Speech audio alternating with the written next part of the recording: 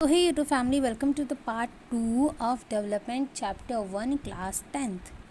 So हमने जो भी प्रीवियस टॉपिक्स पढ़े, अब हम लोग आगे बिगिन करते हैं.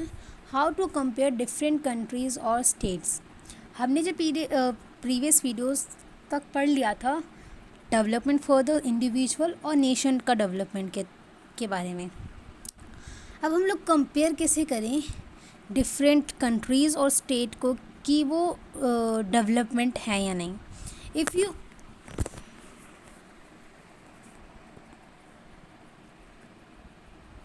You might ask if development can mean different things. Development क्या है? अलग अलग चीज़ें. How come some countries are generally called developed and other developed. हम कैसे कह सकते हैं कि कोई भी कंट्री जनरली डेवलप्ड है या फिर अंडर डेवलप्ड है. ठीक है, एक होता है ना डेवलप्ड और डेवलपिंग कंट्रीज़, वो है. Before we come to this let us consider another question. कुछ और क्वेश्चन देखते हैं, मतलब दूसरा क्वेश्चन देखते हैं, कुछ और नहीं. We then when we compare different things they would have similarity as well as differences. तो अगर हम किसी भी चीज़ को कंपेयर करते हैं तो उसके अंदर सिमिलैरिटीज़ भी होती है और क्या होता है, डिफरेंसेस भी होते हैं, डिससिमिलैरिटीज़ भी होती है. Which aspect do we use to compare them. तो हम कौन सा एस्पेक्ट लेते हैं कंपेयर करने के लिए. Let us look at student in the class itself. How do differ in their. अच्छा, अब क्या होता है, एक क्लास के अंदर स्टूडेंट्स का कंपैरिजन की बात की गई है तो किसी की हाइट अलग होगी, किसी की हेल्थ, किसी के अंदर टैलेंट, किसी के इंटरेस्ट. ये healthy student may not be most studious one. तो कोई बहुत ज़्यादा हेल्दीएस्ट होगा तो वो पढ़ाई में अच्छा नहीं होगा, ऐसा होता है. The most intelligent student may not be the friendliest one. कोई होता है ना जो पढ़ाकू बच्चे होते हैं उनके तो दोस्ती बड़े कम होते हैं. So how do we compare student. तो हम कैसे स्टूडेंट्स को कंपेयर करें. The criteria we may use depend on the purpose of comparison. We use different criteria to choose a sports team. अलग अलग क्राइटेरिया लेते हैं. जैसे अब हम स्पोर्ट्स टीम की बात कर रहे हैं तो स्पोर्ट्स टीम के लिए हम लोग अलग अलग क्राइटेरिया लेंगे और डिबेट टीम के लिए हम लोग अलग लेंगे. म्यूज़िक में अगर किसी बच्चे को डालना है तो उसके लिए अलग लेंगे. Team of organise a picnic, उसके लिए अलग. Still if for some purpose we have to choose the criteria for all round purpose of children in the class, how shall we do it. पर अगर हमें ऑल राउंड पर्पज़ के लिए बच्चे choose करने तो हम वो कैसे करेंगे. यूजुअली वी टेक वन और more important characteristics of person and compare them based on their characteristics. तो हम क्या करते हैं कि हम एक या ज़्यादा जो भी ज़रूरी क्राइटेरियाज़ हैं, जो भी ज़रूरी उनके अंदर पाए जाने वाले कैरेक्टरिस्टिक्स हैं, वो क्या करते हैं उसके बेसिस पे कंपेयर कर लेते हैं. Of course there can be a differences about the important criteria that should form the basis of comparison. Friendliness, spirit of cooperation, creativity, marks और सिक्योर. वो बात भी सही है कि जो हमने क्राइटेरिया डिसाइड किया है उसमें सब लोग फॉलो नहीं होते होंगे, और भी चीज़ें देखी जाती है. बट हम कुछ बेसिक क्राइटेरिया निकाल लेते हैं जिसके थ्रू हम लोग क्या कर सकते हैं, बच्चों को कंपेयर कर सकते हैं. It is true of development too. ऐसा ही डेवलपमेंट के लिए भी होता है. फॉर कंपेयरिंग कंट्रीज़, अगर हम लोग कंट्रीज़ को कंपेयर करना चाहते हैं, their income is consider to be one of the most important attribute. तो हमने पढ़ा था कि इनकम ही सब कुछ नहीं होता है. बट अगर हमें डेवलप और अंडर डेवलप कंट्रीज़ के बीच में कंपैरिजन करना है तो हमें इनकम को वन ऑफ द, मतलब सारी क्राइटेरिया में से एक इम्पॉर्टेंट क्राइटेरिया इनकम को देना पड़ता है. Countries with higher income are more developed than other with less income.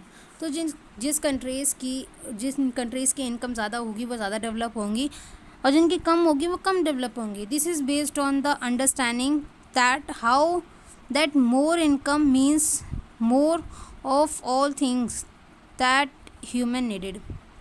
अच्छा, मोर इनकम का मतलब ऐसा नहीं है कि एक ही चीज़ में, मोर इनकम मतलब कि हर चीज़ में जो इंसान को ज़रूरी होती है उसमें वो अफोर्ड कर पा रहा है या नहीं अपने इनकम से, उसे हम कहेंगे कि मोर इनकम। ठीक है। What ever people like they should have they will be able to get with greater income, so greater income itself we consider to be one of the important goal। तो क्या होता है ना, generally देखा क्या ऐसा होता ही है कि जिसके पास ज़्यादा पैसे होते हैं वो अपने जो भी जिसको नीड चाहिए होती है वो सारी पूरी कर लेता है ना, तो बस वही चीज़ है। Now what is the income of the country. अब हम कंट्री की इनकम कैसे निकालें। एक इंसान की तो आप निकाल सकते हो कि हाँ एक इंसान 6 लाख रुपए पर ईयर कमा रहा है, एनम होता है ना, 4 लाख कमा रहा है, 3 लाख, 1 लाख, 50,000, 20,000, मतलब इंसान की निकाल सकते हो। कंट्री की आप कैसे निकालोगे। Inclusively the income of the country is the income of all the residents of the country. Country की इनकम देश किससे बना होता है, लोगों से। जो लोगों की इनकम होगी वो क्या होगी, देश की इनकम होगी। This give us the total income of the country. तो जो भी इस कंट्री के अंदर लोग रह रहे हैं उनकी इनकम ही क्या हो जाएगी, टोटल इनकम हो जाएगी हमारी देश की। However for comparison between countries total income is not such an useful measure. अगर हम लोग कंट्री को कंपेयर करें तो जो टोटल इनकम है, यानी कि हमने सारे इंसान की इनकम निकाल ली, उसके हम टोटल निकालें तो वो एक यूज़फुल तरीका नहीं है। Since country have different population, comparing total income will not tell us what an average person is likely to be earn। ये क्यों नहीं है ये बताया है क्योंकि हर एक कंट्री के अंदर पॉपुलेशन, मैं बार बार पॉल्यूशन बोल देती हूँ, पॉपुलेशन अलग अलग होती है। अब इंडिया की अगर आप वो निकालो इनकम, वहीं आप श्रीलंका, नेपाल, भूटान, पाकिस्तान उधर की निकालो तो इनकम अलग अलग आएगी और काफ़ी, मतलब हो सकता है कि इंडिया की इनकम काफ़ी ज़्यादा आ जाए क्योंकि वहाँ की पॉपुलेशन ज़्यादा है।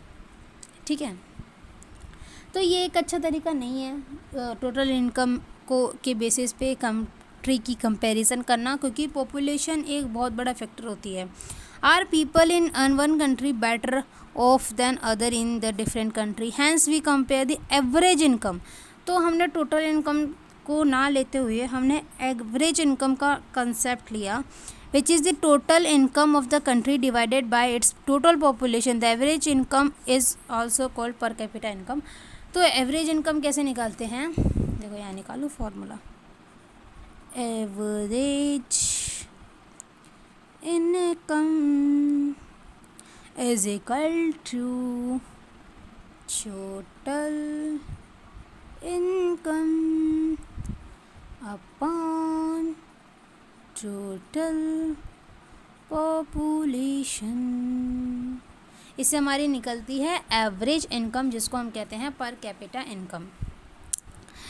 In world bank report brought out by the World Bank, this criteria is used in classifying countries।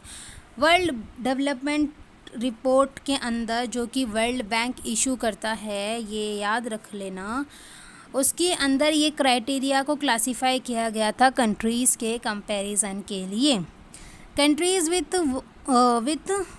पर capita income of $12236 per annum and above in 2016 are called rich countries, and those with per capita income $105 or less are called low income countries।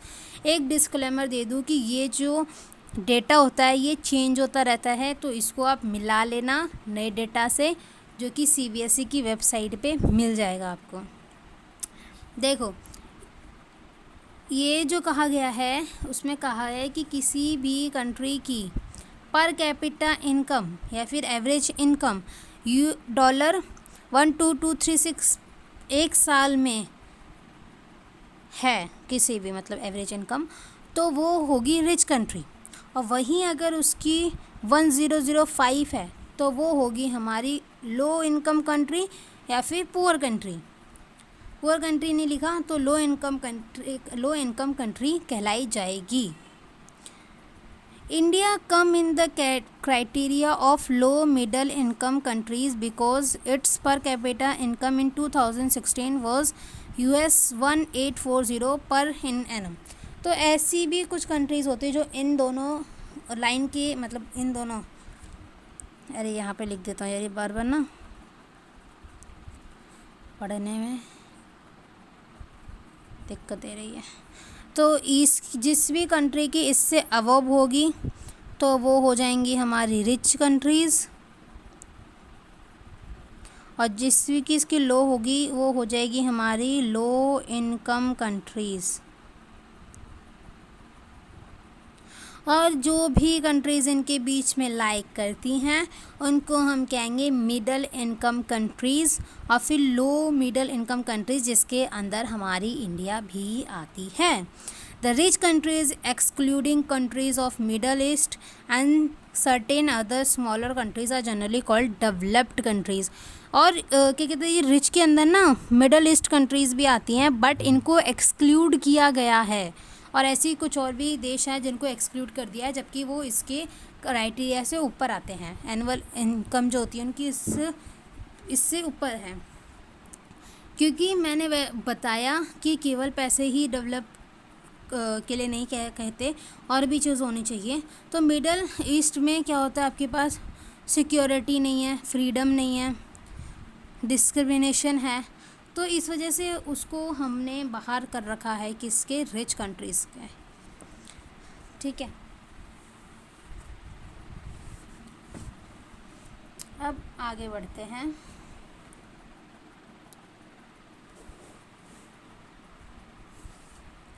Okay, income and other criteria. इधर और जो अब हमने income तो पढ़ लिया कि income एक फैक्टर होता है डिसाइड करने के लिए कि डेवलपमेंट है या नहीं है, और अदर क्राइटेरिया भी होते हैं, वो अदर क्राइटेरिया पढ़ते हैं। When we looked at individual aspiration and goals, we found that people not only think for better income but have goals such as security, respect for other, equal treatment, freedom, etc. in the mind. तो अभी जैसे मैंने पीछे बताया ही कि इंसान क्या सोचता है कि पैसे तो हो ही हो उसके पास अच्छे खासे, बट उसको और भी चीज़ें चाहता है, जैसे कि इज़्ज़त होती है, सिक्योरिटी होती है, डिस्क्रिमिनेशन ना हो, फ्रीडम हो, वो सब चीज़ भी उसके दिमाग में रहती हैं। Similarly when we think a nation or a region, we may beside average income think for other equal important attributes. तो ऐसा क्या कहते हैं, अपने नेशंस के भी केसेस में भी होता है, मतलब नेशन के अगर डेवलपमेंट देखो आप तो उसमें इनकम ही एक फैक्टर नहीं होता, उसके अलावा भी और भी एट्रीब्यूट्स होते हैं। What would these attributes be, but वो क्या हैं? Let us examine this through an table 1.3 जो हमें टेबल दी गई है। अच्छा ये रही, इसमें हमें दिया है गिव दी पर capita income of Haryana, Kerala और बिहार। हरियाणा की पर कैपिटल इनकम ज़्यादा है, फिर केरला की है, फिर बिहार की है। Actually this figure are of per capita net state domestic product at current prices. ठीक है, ये सब की ज़रूरत नहीं है, इसका जो मतलब है वो देखो। Let us ignore what is complicated term exactly mean, रफली we can take it to be per capita income of the state. अभी क्या दिया है क्या नहीं दिया वो सब भूलो, पर ये देखो कि पर कैपिटा इनकम क्या है। We find that of the three Haryana is the highest per capita income, जो कि हमें दिख रही है। Income of Bihar is at the bottom, जो कि हमें दिख रही है। This means that on an average a person in Haryana earn ₹16, यानी कि 1,62,000 और 34 रुपये कमा रहा है एक साल में हरियाणा में एक इंसान। हाउएवर अगर बिहार का एवरेज देखा जाए तो 34,168 रुपीज़ कमा रहा है। So if per capita income were to be used as the measure of development, Haryana will be consider the important developed and Bihar is the least developed state of the three. ये हम conclusion निकाल सकते हैं। अब हम इस टेबल को देखते हैं, ये पढ़ लिया हाँ। तो अगर इसमें देखा जाए तो इसमें हमें पता चल रहा है कि हरियाणा की पर कैपिटा इनकम ज़्यादा है, तो हरियाणा इस हिसाब से बहुत ज़्यादा डेवलप्ड हुआ और बिहार लीस्ट डेवलप्ड हुआ। अब ये वाले टेबल पे एक बार आ जाओ। इन्फेंट मोर्टिलिटी रेट होता है, इधर देखो आपको दिया हुआ है, पर मैं बता देती हूँ। जो भी बच्चा, जिस बच्चे ने अपने माँ के पेट से जन्म लिया हो, मतलब उसकी डेथ ना हुई हो 1 साल के अंदर, वो होता है infant mortality rate. Literacy rate क्या होता है कि measure the proportion of literacy population in the 7 and above age. 7 साल के अबव बच्चे जो भी हैं वो पढ़े लिखे कितने हैं वो होते हैं। नेट अटेंडेंस रेशो यानी कि कितने 14 से 15 साल के ऐसे कितने बच्चे हैं जो कि स्कूल गए हैं। अब देखते हैं हरियाणा की बात करते हैं सबसे पहले, जिसके अंदर इन्फेंट मोर्टिलिटी कितने बच्चे जन्म में हैं, वो है 36।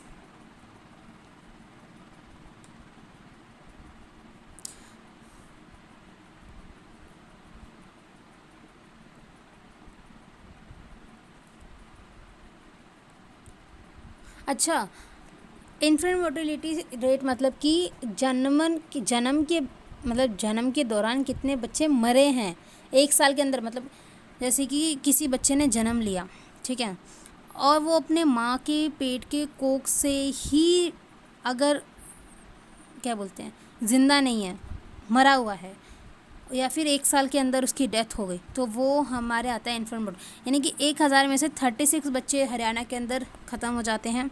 82% लिटरेसी रेट है, और 14 से 15 साल के बीच में जो बच्चे जा रहे हैं स्कूल वो हैं 61। ठीक है, वैसे ही केरला के अंदर 12 यानी कि काफ़ी कम है, यानी कि वहाँ पे अच्छी हेल्थ केयर फैसिलिटी है। लिटरेट सबसे ज़्यादा लिटरेट केरला ही है, 94 है, और 83 ऐसे 100 में से 83 बच्चे हैं जो कि स्कूल जा रहे हैं। बिहार के अंदर भी काफ़ी कम है, 42 है, और जिसकी लिटरेसी रेट 62 है और इनका 43 है। तो यहाँ से हमें क्या पता चल रहा है, यहाँ से पता चल रहा है नो डाउट हरियाणा की पर कैपिटा इनकम ज़्यादा है इन दोनों से, बट कितने बच्चे जन्म रहे हैं वो क्या हैं 36 हैं, मतलब मर रहे हैं वो 36 हैं। लिटरेसी 82 है, 61 बच्चे स्कूल जा रहे हैं। बट केरला में देखो, यहाँ पे जो केरला की पर कैपिटा इनकम थी वो हरियाणा से नीचे थी, बट बाकी के एस्पेक्ट्स देखे जाएँ, मतलब बाकी के फैक्टर्स देखे जाएँ तो केरला में बच्चे जन्म भी रहे हैं, वहाँ पे लिटरेसी यानी कि पढ़े लिखे लोग भी ज़्यादा हैं, और वहाँ पे बच्चे भी 14 से 15 साल के बच्चे भी क्या जा रहे हैं, स्कूल जा रहे हैं। तो इस हिसाब से जो केरला है वो ज़्यादा डेवलप्ड स्टेट है। समझे बात? तो उसमें बोला है कि what does this table show, क्या बता रही है आपको।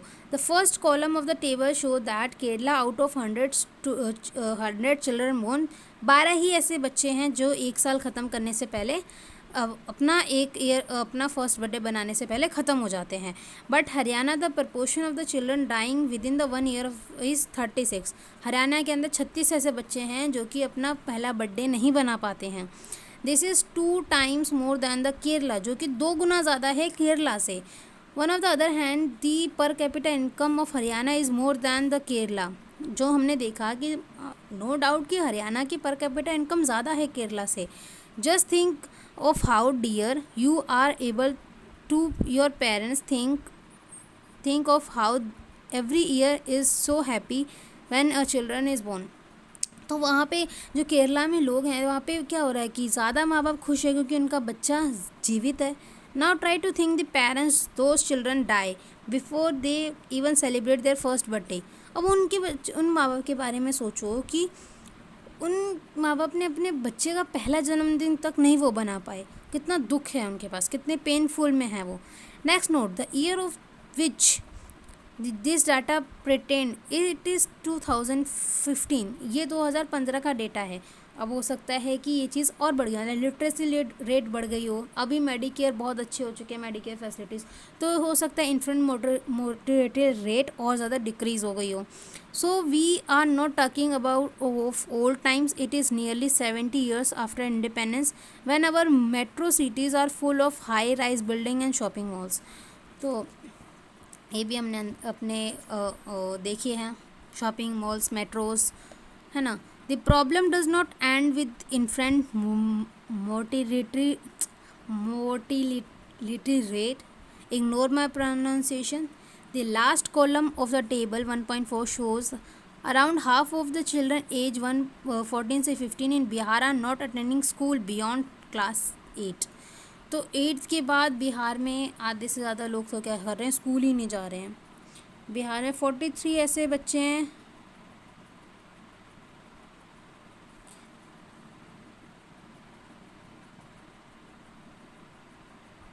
तो मतलब साइड सी बात है बिहार की, फिर तो लिटरेसी रेट क्या ही रहेगी। 62 है, सबसे कम है बिहार की literacy rate.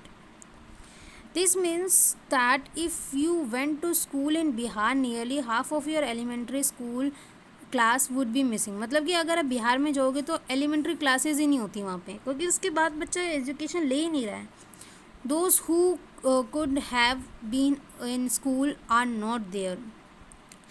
If this had happened to you, you will not be able to read what you are reading now. तो अगर ये भगवान ना करे ऐसा होता आपके संग, तो जो आप अभी पढ़ पा रहे हो वो भी आप नहीं पढ़ पाते।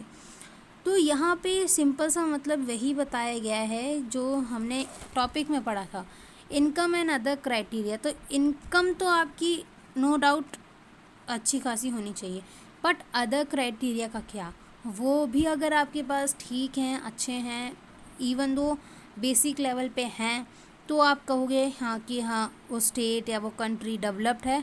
अदरवाइज़ इनकम के बेसिस पे कुछ भी डिसाइड करना is not the fair. Next जो हम अदर क्राइटेरिया में देखते हैं वो है हमारा पब्लिक फैसिलिटीज़, जो कि सबसे ज़्यादा इम्पोर्टेंट है। पब्लिक फैसिलिटीज़ क्या, जो ऐसी फैसिलिटीज़ जो कि हर कोई ओन कर सकता है। How it is that the average person in Haryana has more income than the average person in Kerala but lags behind in this rural area. The reason is money in your pocket cannot buy all goods and services that may need to live well.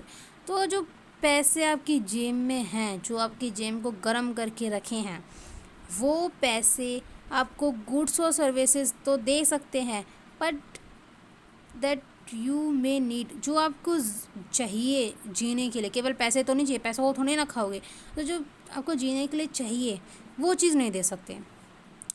जो हम कहते हैं ना कि कितने पैसे कमा लो, इंसान खुश तो होना चाहिए, तो वो खुशी, वो चीज़ भी इम्पॉर्टेंट होती है। So income by itself is not a complete adequate indicator of material goods and services that citizens are able to use. For example, normally your money cannot buy you a population free environment, सबसे बड़ी बात, or ensure that you get unadulterated medicine unless you can afford to shift to a community that already has all these things. तो आपके पास कितने पैसे हो, आप oxygen नहीं खरीद सकते ना हवा की। जो कोरोना के टाइम पे रईस जो भी लोग थे जिनको हुआ, उनके लिए तो थे, चलो उनके लिए तो कहीं ना कहीं से बेड ऑक्सीजन का इंतज़ाम किया जा रहा था, पर मिडिल क्लास जिसके पास पैसे थे बट उसको ऑक्सीजन ही नहीं मिल रही थी। ऑक्सीजन है काफ़ी सारे तो अमीर लोगों को भी नहीं मिल रही थी। मतलब पैसे भी कहते हैं ना कि जैसे इसमें लिखा भी है बुक में कि पैसे सब चीज़ नहीं खरीद सकती है, आप कहाँ से लाओगे वो पॉपुलेशन फ्री इन्वायरमेंट, तो वो चीज़ है, ठीक है। Actually for many of the important things in the life, the best way, also the cheapest way, is to provide these goods and services correctly. तो इधर वही सब बात की जा रही है, ठीक है। तो इसको बार बार रिपीट करने से अच्छा हम आगे बढ़े। Just think, will it be cheaper to have collective security for whole locality or for each house to have its own security man? अच्छा, तो यहाँ पे क्या बात करी है कि अगर हम सारे सोसाइटी है कोई, सपोज़ करो, ठीक है, तो वहाँ पे हम हर एक घर में सिक्योरिटी गार्ड लगाने के बजाय हम पूरे कॉलोनी के लिए एक ही सिक्योरिटी गार्ड लगा ले, वो ज़्यादा चीपर पड़ेगा ना। What if no one other than you, और अगर ऐसा हो कि वहाँ पे आपके अलावा कोई हो ही ना, इन योर विलेज और locality is interested in study would be able to study, not unless your parents could afford to send you to some private school elsewhere. So you are क्या कहेगी, अगर आप देखें कि कोई भी ऐसे स्कूल या फिर जैसे आपके पेरेंट्स बहुत ज़्यादा अमीर है तो उन्होंने आपको एक प्राइवेट स्कूल वगैरह में भेज दिया, आपको सारी फैसिलिटीज़ दे दी, बट वो जो इन्वायरमेंट है, स्टडी इन्वायरमेंट, वो कहाँ से लाओगे, वो चीज़ नहीं आ सकती. So you are actually able to study because many other students want to study and because many people believe that government should open school and private other facilities so that all children have to chance to study. और काफ़ी सारे ऐसे students होंगे जिनके पास जो school basic elementary education लेने के लिए भी पैसे नहीं होंगे, तो क्या चाहेंगे कि गवर्नमेंट ऐसे स्कूल खोले उन बच्चों के लिए ताकि वो अपनी बेसिक जो एजुकेशन है वो ले सकें, वो फैसिलिटी सबको हो सके ताकि सब लोग पढ़ सकें. Even now, in many areas, children, particularly girls, are not able to go high school because the government society not provide educate facilities. ऐसी अभी भी काफ़ी सारी सोसाइटियाँ आपने देखी भी होंगी कि काफ़ी सारी जगह पे लड़कियों को पढ़ने के लिए अभी भी नहीं भेजा जाता क्योंकि वहाँ पे वो फैसिलिटीज़ ही नहीं है, वो अच्छी फैसिलिटीज़ नहीं है लड़कियों के लिए कि जो उनको पढ़ाई में उनको फेवरेबल कंडीशन दे सकें. पब्लिक फैसिलिटीज़ में यही होता है कि सब लोग उस चीज़ को यूज़ कर सके, ऐसी फैसिलिटीज़, और ये फैसिलिटीज़ ज़्यादातर जो गवर्नमेंट होती हैं फिर कोऑपरेटिव सोसाइटीज़ होती हैं ना वो प्रोवाइड करती हैं. Kerala has low infant mortality rate because it is advocate provision of basic health educational facilities. Kerala के अंदर वो क्यों कम है, क्योंकि वहाँ पे अच्छी खासी एजुकेशन फैसिलिटीज़ है, बेसिक हेल्थ केयर फैसिलिटीज़ हैं. Similarly in some state the public distribution system well functions well. हमने फूड सिक्योरिटी में पढ़ा था पब्लिक डिस्ट्रीब्यूशन सिस्टम, तो वहाँ पे कुछ स्टेट में वो बहुत अच्छे से लागू कर रखा है. Health and nutrition status of people of such state is certainly likely to be better. वहाँ पे हेल्थ और जो भी स्टेटस है हेल्थ का वो अच्छा खासा है. ठीक है, आगे हम देखते हैं. It is not surprising that a small countries in our neighborhood, Sri Lanka हो गया, is much ahead of India is every respect, and a big country like ours has such a low rank in the world. तो हमने देखा है कि छोटी से छोटी कंट्री वो ज़्यादा डेवलप्ड होती है, बड़ी से बड़ी कंट्रीज़ भी डेवलप नहीं हो पाती उतनी. जैसे कि Nepal and Bangladesh have low per capita income than that of India. Nepal और बांग्लादेश का क्या है, पर कैपिटा इनकम क्या है, लो है. Yet they are better than India in life expectancies. But उनकी जो लाइफ एक्सपेंडेंसी यानी कि कितने साल वो लोग जी रहे वो इंडिया से भी बेहतर है. Many improvements have been suggested in calculating HDI and many new components have been added to the Human Development Report.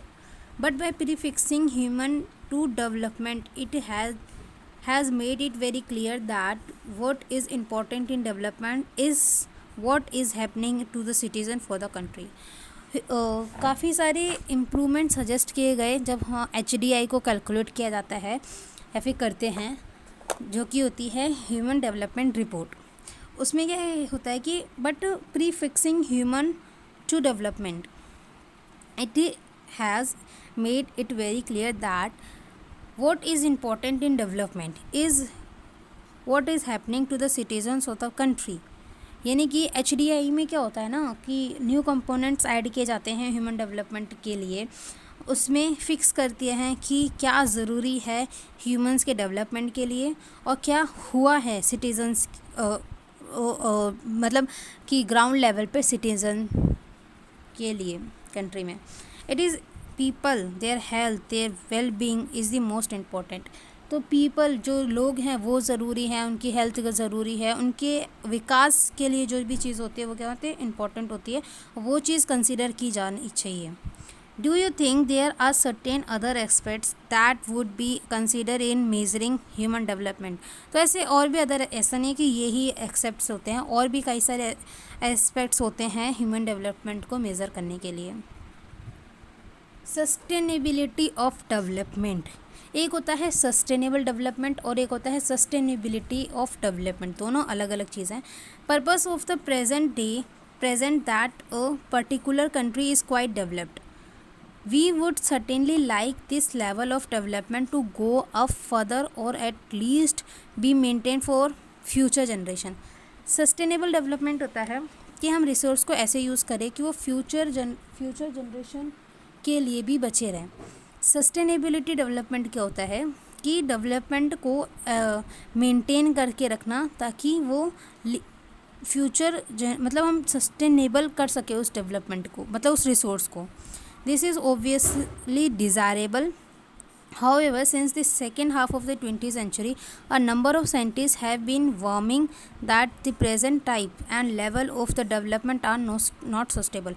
जो हम अभी ऐसे काफ़ी सारे साइंटिस्ट ने हमें सजेस्ट किया है और एक वार्मिंग अलार्म दिया गया है जिस प्रेजेंट टाइम में हम अपने डेवलपमेंट, अपने रिसोर्सेज को यूज़ कर रहे हैं डेवलपमेंट के नाम पे, वो सस्टेनेबल नहीं बचेंगे। ठीक है, यहाँ पे एग्जाम्पल दिया है ground water. Ground water is an example of renewable resources. This resources are replenished by nature as in case of crops and plants. तो ग्राउंड वाटर एक जो क्या है रिन्यूएबल रिसोर्स है जो कि यूज़ किया जाता है क्रॉप्स के लिए या फिर प्लांट्स के लिए। However even this resources may be over used, और ग्राउंड वाटर को बहुत ज़्यादा ओवर यूज़ किया जा रहा है। For example, in case of groundwater, if we use more than what is being replenished by rain, then we would be overuse these resources। Ground water को कैसे यूज़ किया जा रहा है कि हम पानी को अंधाधुंध फैला रहे हैं, जबकि बारिश होने के बाद भी हम उसको बारिश के पानी को ना स्टोर करते हुए ग्राउंड वाटर के पानी को ही यूज़ में ला रहे हैं। Non renewable resources are those which get exhausted after few years of use. Non renewable resources हमें पता है वो रिसोर्स होते हैं जो कि अगर आपने यूज़ कर लिए तो उनको बनने में लाखों साल, मिलियन साल लग जाते हैं। We have a fix stock on the earth which can not be replenish, और उनका फिक्स स्टॉक होता है, मतलब वो ऐसे फ्रीक्वेंटली नहीं बनते हैं। सॉइल जो होती है वो हज़ारों साल लेती है बनने में, तो वो फ्रीक्वेंटली नहीं बनती हैं, उनको हम कहते हैं non renewable resources. We would discover new resources that we did not know for earlier। हमें नए नए रिसोर्सेज को डिस्कवर करना चाहिए जो हमें पता नहीं है।